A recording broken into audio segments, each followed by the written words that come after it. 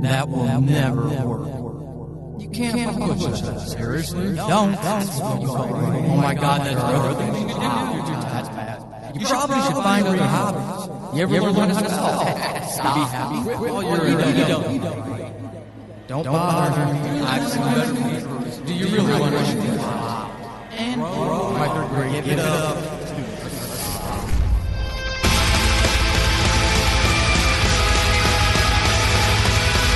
Welcome to Horrible Writing, the rawest, most candid, in-your-face writing show on the interwebs because none of us have time to suck. Let's do this.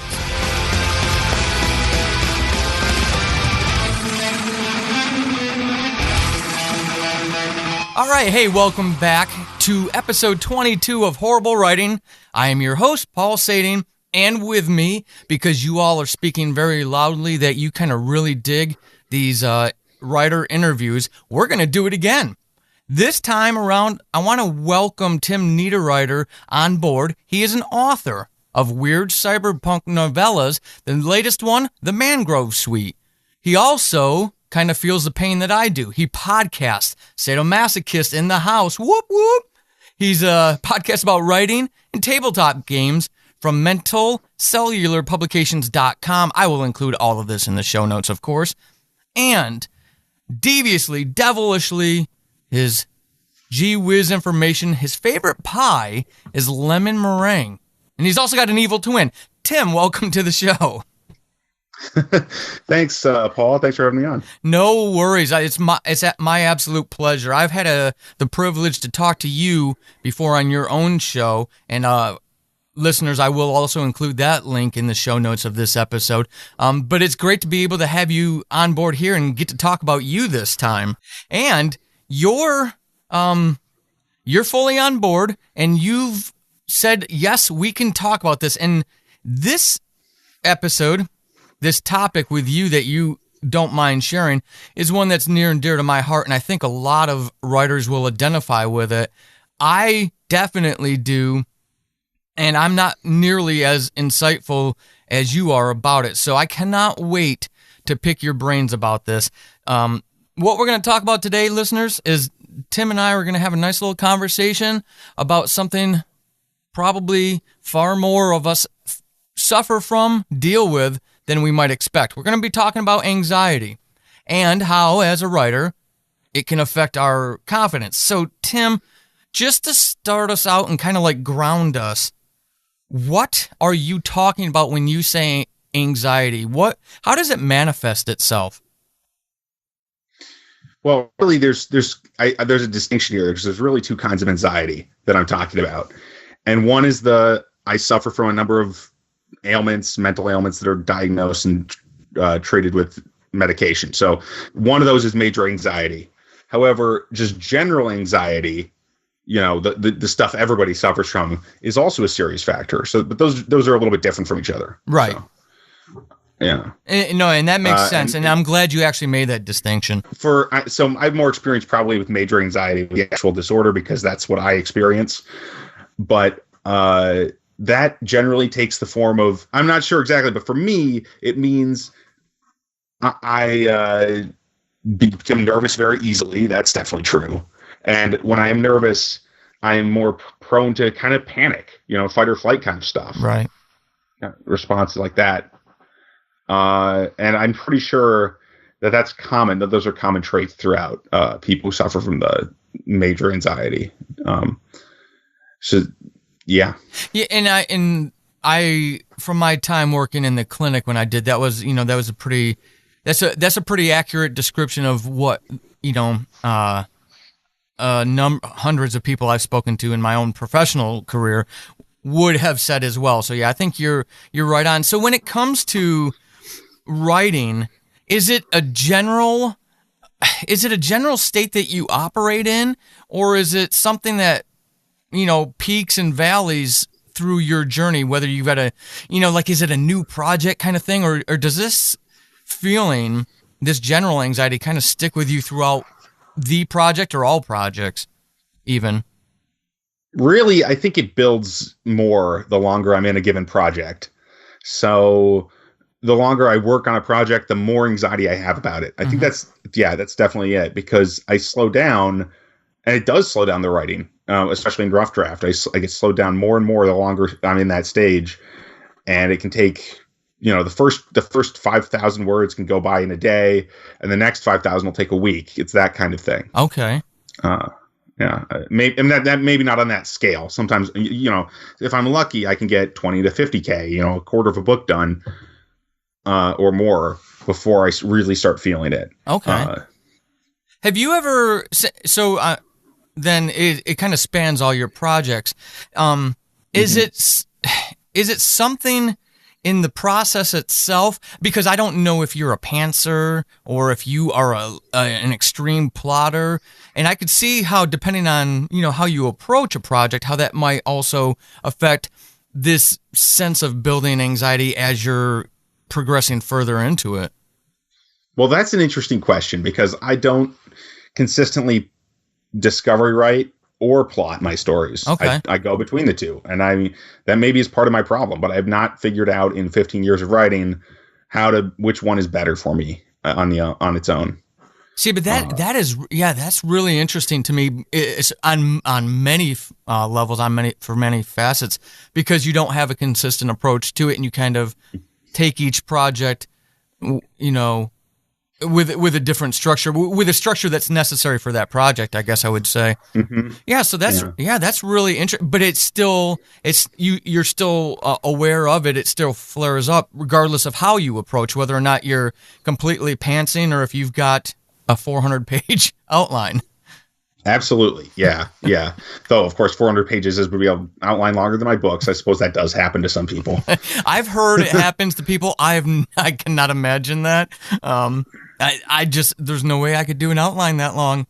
It would be painful. So, while you're going through this, regardless of what work it is, and you can use any examples that you're comfortable speaking to, of course, but how does it impact your writing? Is it simply production, number of words a day, number of words a week, or are there other factors, other elements of your writing, like, I don't know, character development or plot development, that are also impacted when you start feeling this anxiety starting to creep up?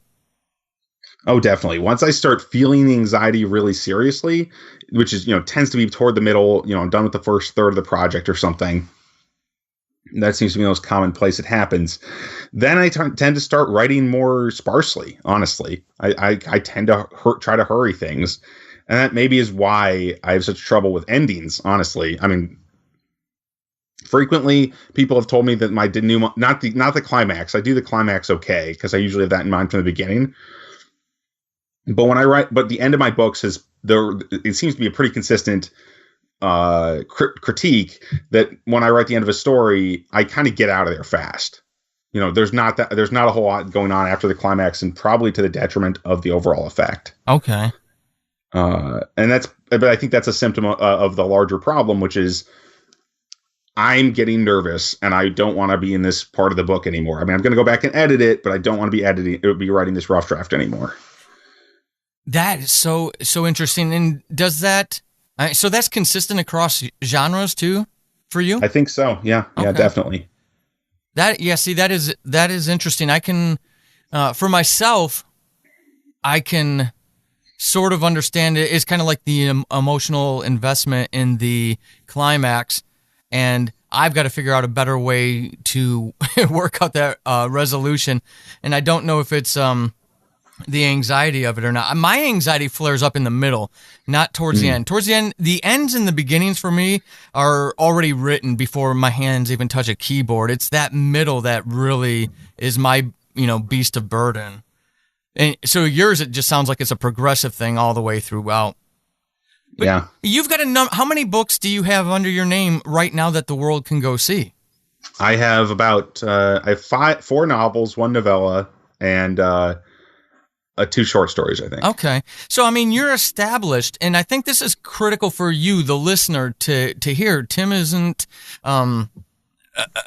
he's obviously not someone who's been around for decades that's, the keynote speaker at writers' conferences, but he's not a rookie at this either. And this is still something that he's experiencing through his work. So if you're a newer writer or you've been writing, but now you're taking this seriously, I think this is something for us to really, if you're identifying with this, to really think about and understanding and kind of maybe even give yourself a break, if you will, about this. Tim, have you ever thrown out a work because that anxiety has become unmanageable, or you're feeling like it's becoming unmanageable?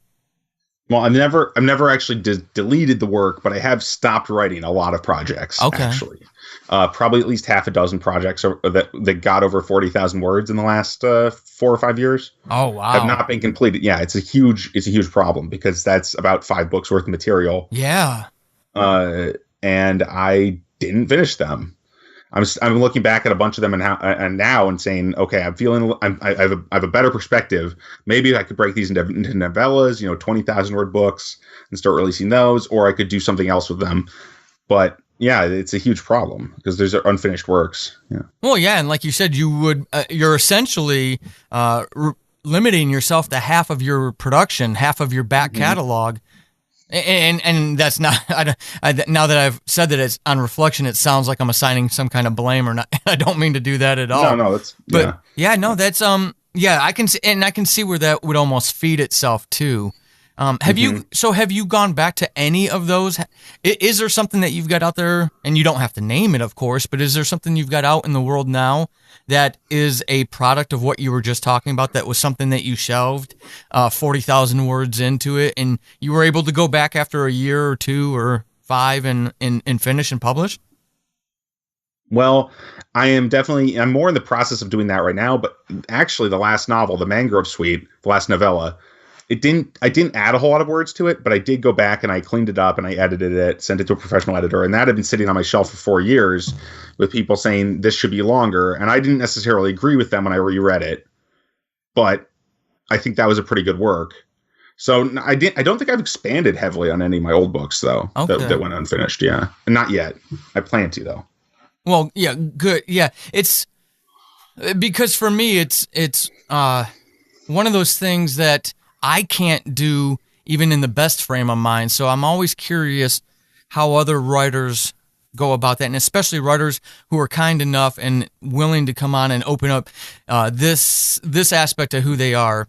As it's real easy to go and talk about being a writer, but then when I'm asking you to open up, the personal closet, it's different. So I'm very curious about how that works, and that kind of, for me, listening to you, that kind of betrays this anxiety thing. Because for me, when I hear you speak about that kind of stuff, I feel that takes a lot of confidence to be able to do that. So when you're talking about anxiety and your confidence as a writer, help us understand, what's that interplay there? How do they complement each other, anxiety and confidence? How do they battle each other? Who usually wins? I mean, what's that whole thing like for you? Okay, that's a good question. I think if I had to boil it down to who went to the conflict, is more like the confidence. I don't feel like I have a lot of confidence, at least not about my writing. I have more confidence in the rest of my life now than in my writing, which is kind of too bad because I really need the same level across the board. But I think this mostly manifests in rough draft, because once I get to the edits, I should say, then I'm more confident because I have the whole book in front of me, and I'm not worried about.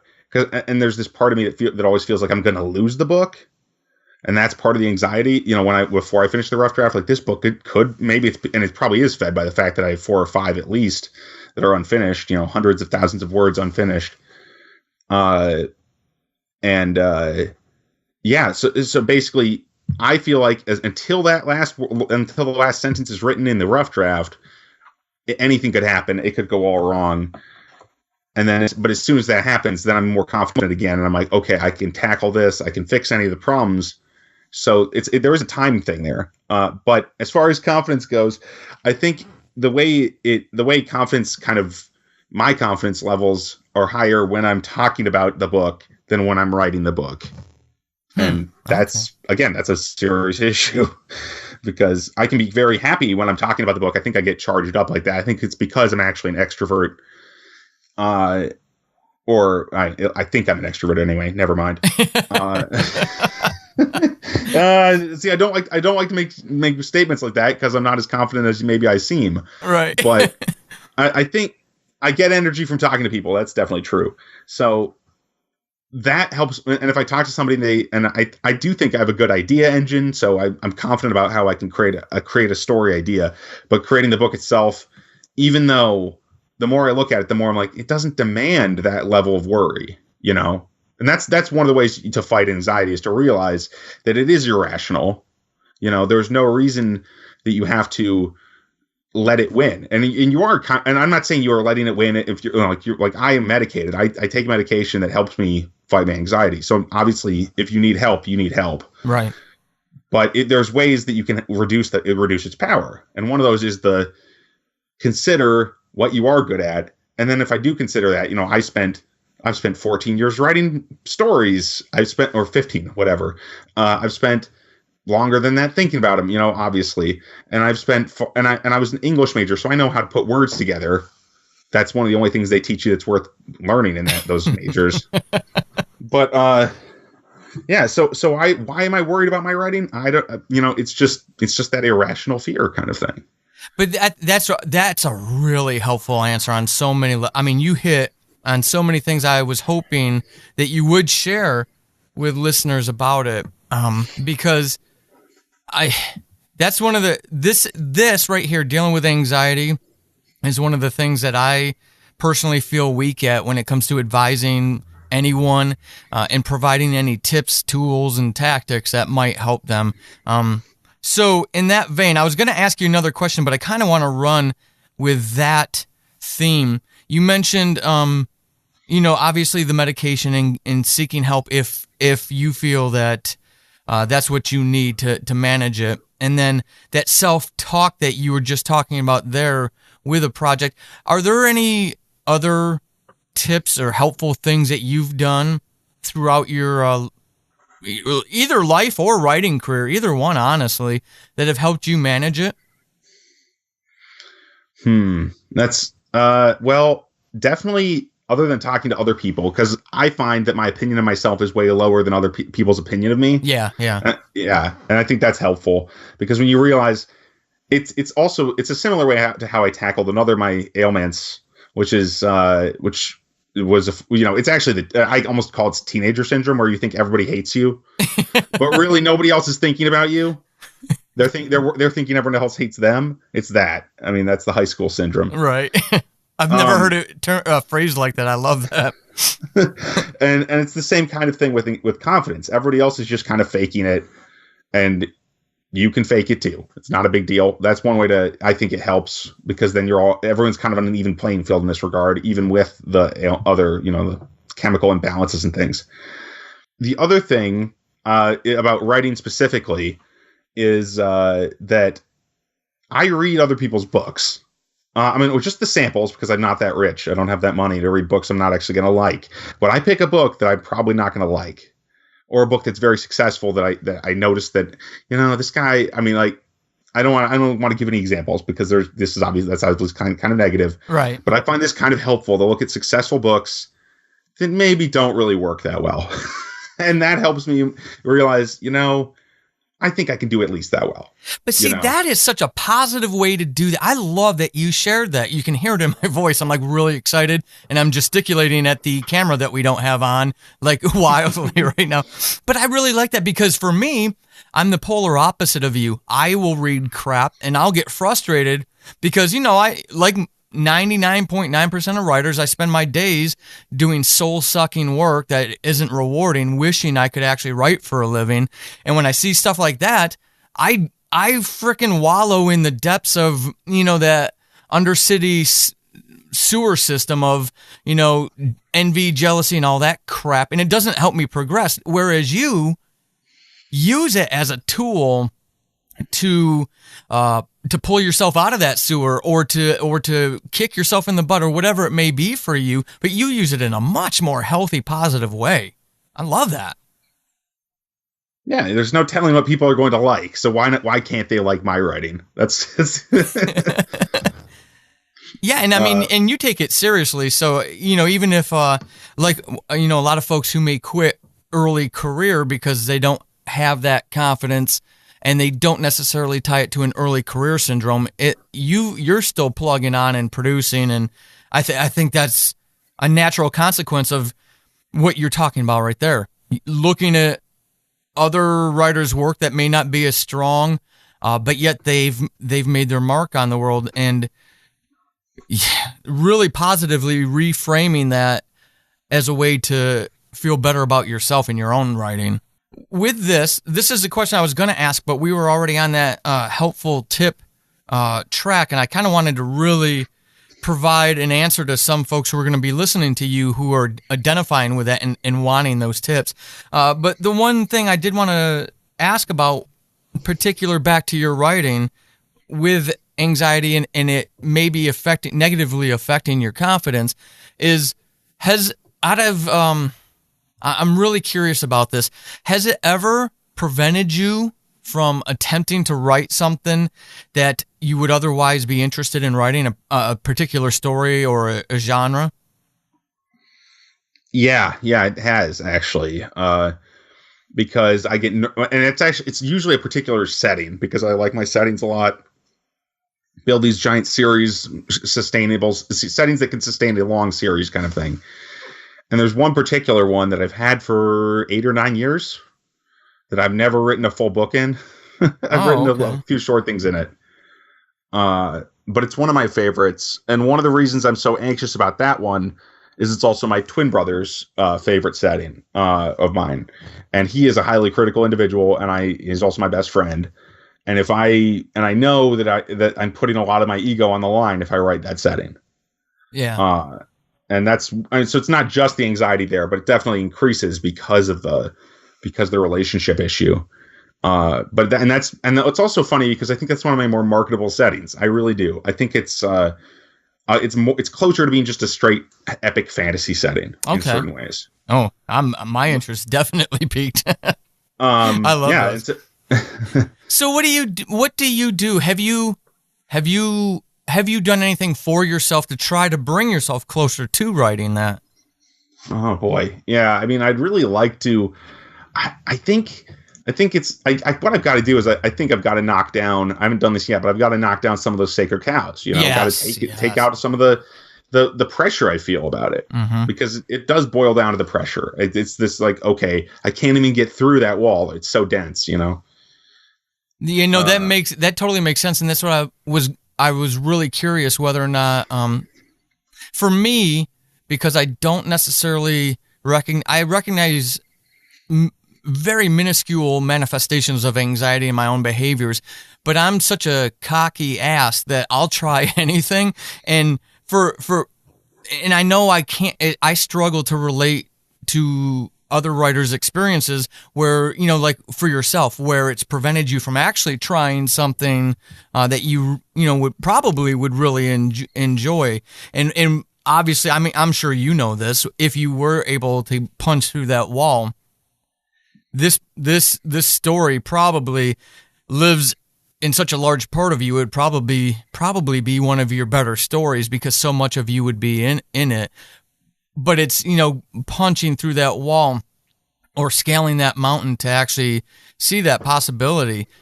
That's where I'm really curious what you could offer to others who may be identifying with that.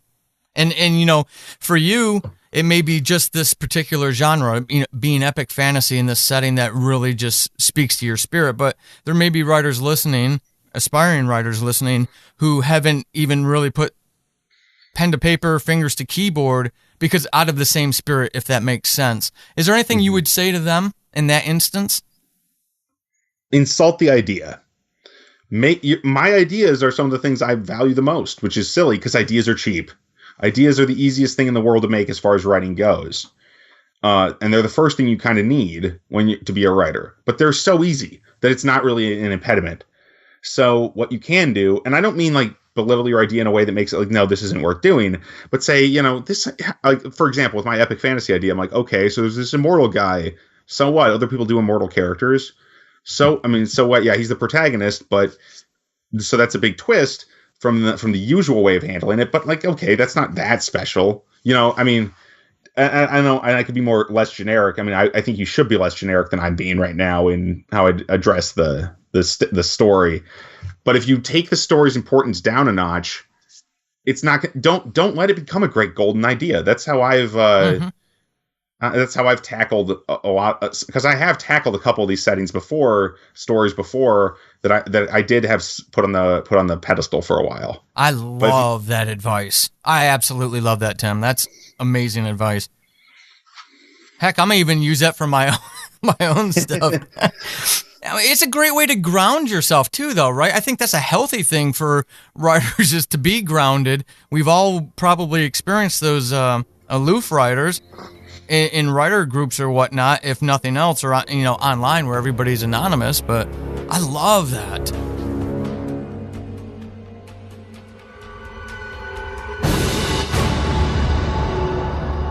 One thing, I mean, you have shared so much about your journey and so much about you as a person, and I truly, truly appreciate that. So now I'm going to be a kind host, and I'm going to ask you to share more.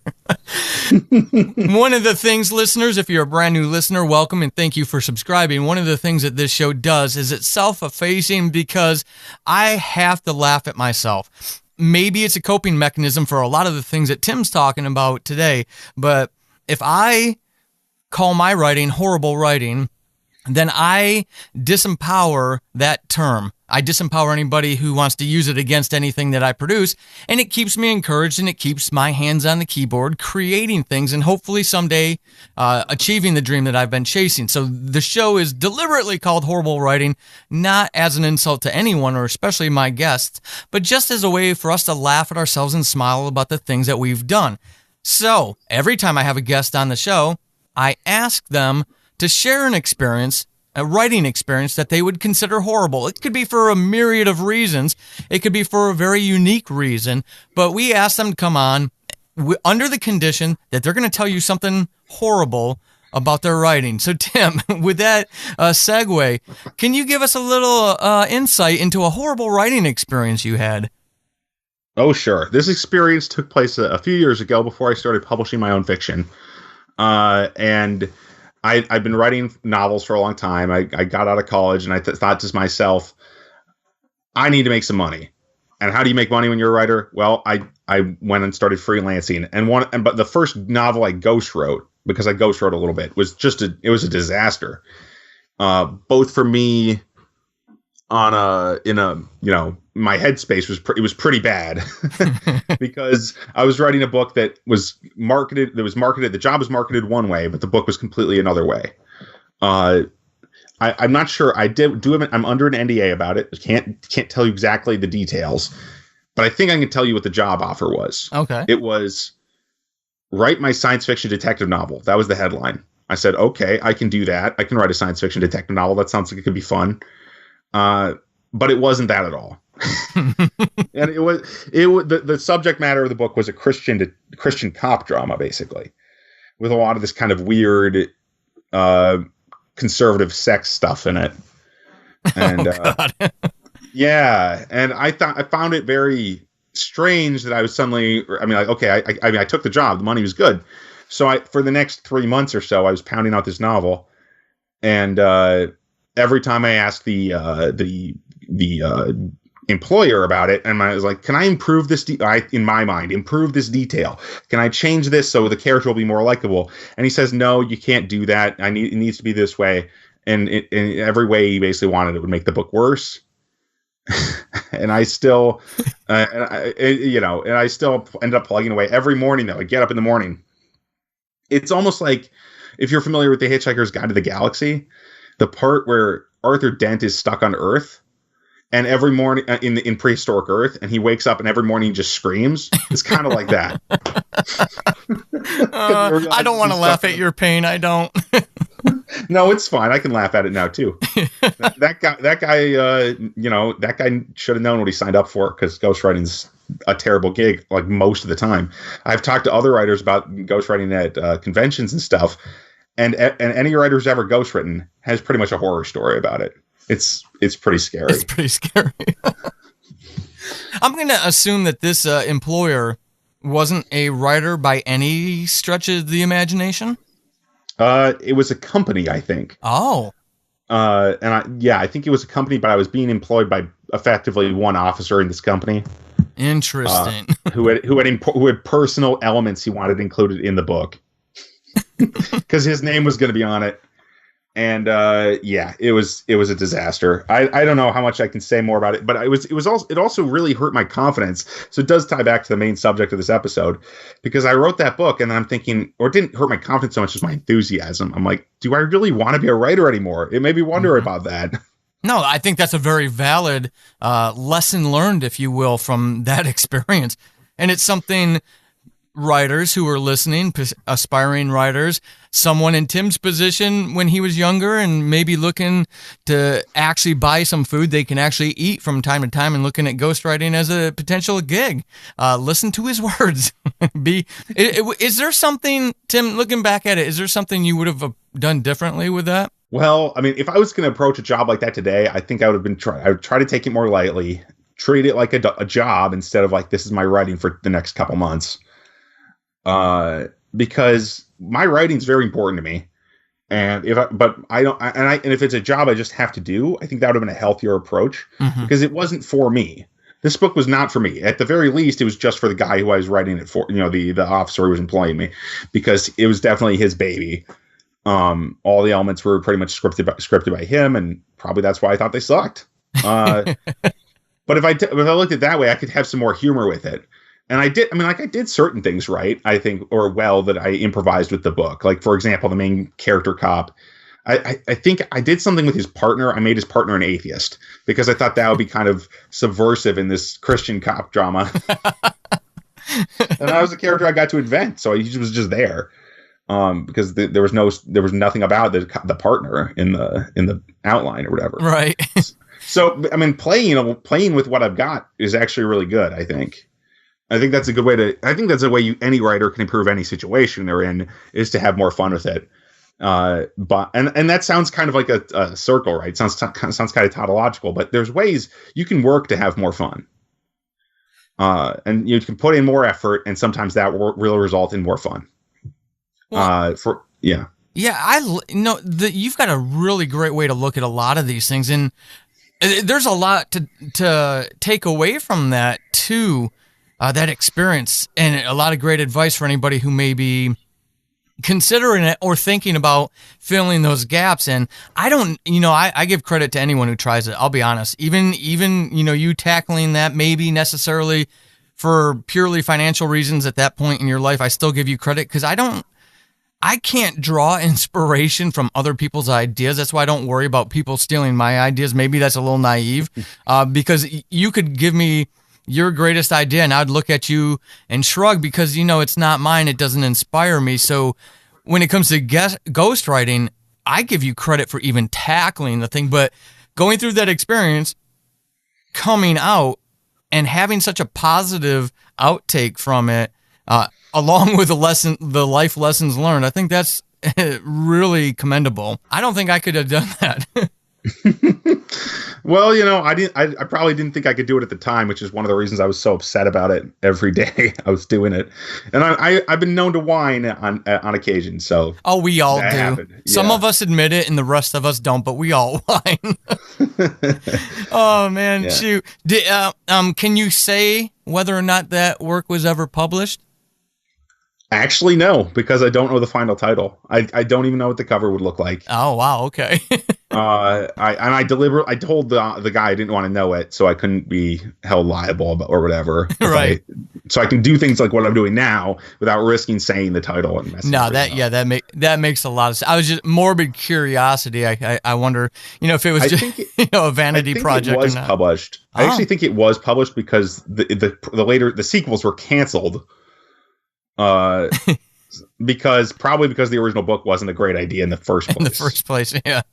You start out with a crappy idea, and that especially maybe it's me protecting the tribe, but I'm gonna speculate a non-creative trying to run roughshod over someone they hire in as a creative, and then shoot down any suggestions or recommendations.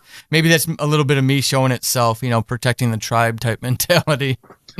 I think the core idea just wasn't that good. I couldn't have changed what the book was, what I think made that book bad, no matter what I wanted to do. Gotcha. Just the basic idea was terrible. So that was that the first manuscript that you'd completed then? No. Oh, I'd written 8 or 9 before that. Okay. Published any of those? No, previous to the Ghost, or previously to being hired? Nope. Oh, okay. So see, listener, there you go. There's the big takeaway, right? From episode 1 of this show, I was talking about empowerment through candor. Let's be real. Let's have a real conversation. We're all adults here, and let's talk like adults. And I've been very fortunate with the 4 guests that I've had, Tim being the 4th interview that I've done in this series, to have 4 wonderful writers, all of whom don't have a problem with being real about these things. Tim had nothing published, and this opportunity, this experience could have been soul-sucking. It could have had him going back to school to get an accounting degree and live in a cubicle for the rest of his life. But he's gone on, as you've heard, 5 novels, a couple novellas, short stories out there.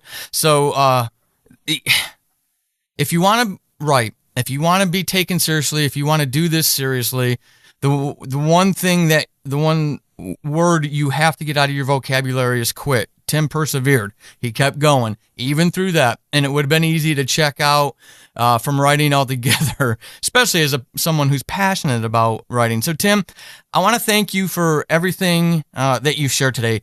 Not only the personal details about your own life, your own situation, and your own journey and struggle through writing, but being so kind as to take the time to provide those tips, tools, and tactics that would help aspiring writers or people who've been writing for 40 years maybe deal with some of the things that actually prevent them from writing or hinder their writing.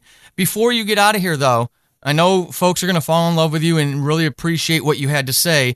So you've got a couple things going on out there. You've got this new novella, The Mangrove Suite. Can you talk a little bit about that?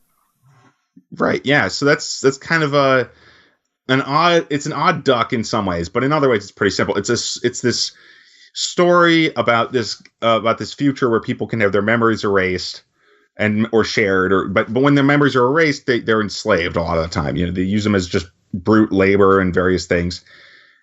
And the main character he's going with a friend, and he sees this at this slave market. Actually, he sees this market of people who all had their memories removed, and he sees a woman that he recognizes there as one of the cleans, is what they're called. The series is Clean, and he ends up buying her and tries to get her memories back. Oh, that is cool. That is, and so this is already published. It's out there for folks to go find. Yep, it's exclusive on Amazon.com right now. Yeah. Okay, excellent. And what other types of works do you have out there for folks that might be interested in checking out some of your published work already? Okay, so I've got 2 books in the Maker Mythos series. That series is kind of urban fantasy, portal fantasy kind of thing, in which people can create new. There's these people from the afterlife. It gets deep pretty fast where I live. So the main character is from our afterlife, but he's been exiled to the earth, and his whole ambition is to be able to create his own world. So that's what he's trying to do in book 1, and then he has a number of problems that go along with it. It's a very action-heavy book, by the way. I write a fair amount of action and adventure in my fantasy and science fiction. That is excellent. That sounds awesome. Where can folks find you? You can find me at timniederriter.com, but since that's difficult to spell, the site is also mentalcellarpublications.com. That's seller with a C. So those will take you to the same place, and you can find all my stuff there. Excellent. Tim, I want to thank you again. I know there are some writers who would never entertain the idea of coming in and sharing so much personal stuff. The journey of writing. There's a billion of us who could tell stories, and 900 million of us stop because of things that we go through during the process. And you helped someone today. I fully, truly believe that. If nothing else, I know you helped me because you got me thinking a lot through this interview. So I genuinely want to thank you for that, for sharing that much, and for, sharing those tips that are going to definitely make a change for someone else. Well, you're welcome, and thanks for having me on. It's been a lot of fun. It definitely has. Okay, so folks, I will put all of Tim's links in the show notes so you can find out more about him and where you can go to find his awesome works. Tim, thank you one more time. All right, everyone, thank you one more time for downloading and listening to Horrible Writing. I hope that interview was as fulfilling and rewarding to you as it was for me. Even if it doesn't personally apply to you, it probably impacts someone in your life. So, again, one of these transcendent goals that I always set for myself, I always want a project, anything I'm working on, to be bigger than it may appear, at least to the outset. If you enjoyed the show, please take a few seconds to go give it a 5-star rating on your favorite podcatcher, whichever one is most convenient for you. But even if, I'm begging here, I realize it takes a little bit of effort. Maybe the next time you happen to trip and find yourself falling into Apple Podcast /iTunes, if you could leave that 5-star rating, that would be greatly appreciated. It literally takes seconds to do that. To click that 5-star tab. For those of you who want to leave a review, I don't have many of them, and I'm desperately seeking them. I know they take much more effort and pain, especially in Apple Podcast. But again, they're equally important. It's just like a book review, folks. Other people who trip across the show are gonna go see what you have to say, and your feedback, which is out there for the world to see, will either scare people away or draw them in to listen to the show. So I'm reaching out to those of you who would be willing to leave those friendly comments for the show. Go over to paulsading.com, check out where you can find me on the internet, sign up for the newsletter so you can stay in touch and in the loop about all the releases that I have coming out, or even where I'm going with some of them. All right, folks. Until next time, keep being epic. This has been Horrible Writing, and hopefully after this episode, you suck less than you did at the beginning. I am Paul Sading, your host extraordinaire. You can find me over on the Twitterverse @WritingHorrible and over at paulsading.com /horrible-writing. Until next time, suck less.